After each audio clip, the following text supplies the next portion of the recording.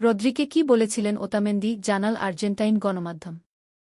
FIFA বিশ্বকাপ ২০২৬ এর ফাইনালে স্পেনের কাছে ১-০ গোলে হেরে শিরোপা হারানোর পর আর্জেন্টিনা ও স্পেনের খেলোয়াড়দের মধ্যে উত্তেজনাকর পরিস্থিতির সৃষ্টি হয়। যুক্তরাষ্ট্রের নিউ ইয়র্কে অনুষ্ঠিত ম্যাচের শেষ বাঁশি বাজার সঙ্গে সঙ্গেই দুই দলের খেলোয়াড়দের মধ্যে বাকবিতণ্ডা শুরু হয়, যা পরে হাতাহাতিতে রূপ নেয়। বিভিন্ন গণমাধ্যমের প্রকাশিত ভিডিওতে দেখা যায়, আর্জেন্টিনার লিয়ান্দ্রো পারেদেস ও লিসান্দ্রো মার্তিনেজ স্পেনের কয়েকজন খেলোয়াড়কে ধাক্কা দেন। এ সময় ধস্তাধস্তি ও উত্তেজনা ছড়িয়ে পড়ে। আর্জেন্টিনার অভিজ্ঞ ডিফেন্ডার নিকোলাস ওতামেন্দির সঙ্গে স্পেন অধিনায়ক রদ্রির তর্ক পরিস্থিতিকে আরও উত্তপ্ত করে তোলে। আর্জেন্টিনার একটি টেলিভিশন সম্প্রচারে ধরা পড়া ভিডিওতে ওতামেন্দিকে রদ্রিকে উদ্দেশ করে বলতে শোনা যায়, সারা সপ্তাহ রেফারিদের নিয়ে কান্নাকাটি করেছ, বোকা।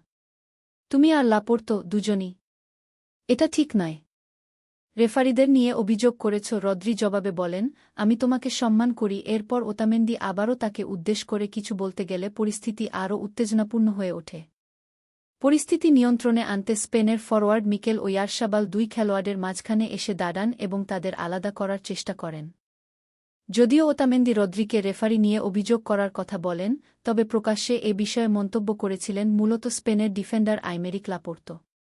বিশ্বকাপের আগে স্প্যানিশ দৈনিক মার্কাকে দেওয়া এক সাক্ষাৎকারে লাপোর্তো অভিযোগ করেন, সাম্প্রতিক ম্যাচগুলোতে আর্জেন্টিনার কিছু খেলোয়াড়ের কঠোর ট্যাকল ও আচরণ যথাযথভাবে শাস্তি পায়নি। তিনি বলেন, যদি রেফারি তার দায়িত্ব ঠিকভাবে পালন করেন, তাহলে আমার কোনো সমস্যা নেই। কিন্তু সাম্প্রতিক ম্যাচগুলোতে এমন কিছু ঘটনা দেখেছি, যা আমাদের বিস্মিত করেছে। বিশেষ করে আর্জেন্টিনার বিপক্ষে, যেখানে অনেক ফাউল বা কঠোর আচরণ শাস্তি ছাড়াই থেকে গেছে। লাপোর্তো আরও বলেন, এ ধরনের বিষয় ফুটবলে গ্রহণযোগ্য হওয়া উচিত নয়, বিশেষ করে বড় প্রতিযোগিতায়।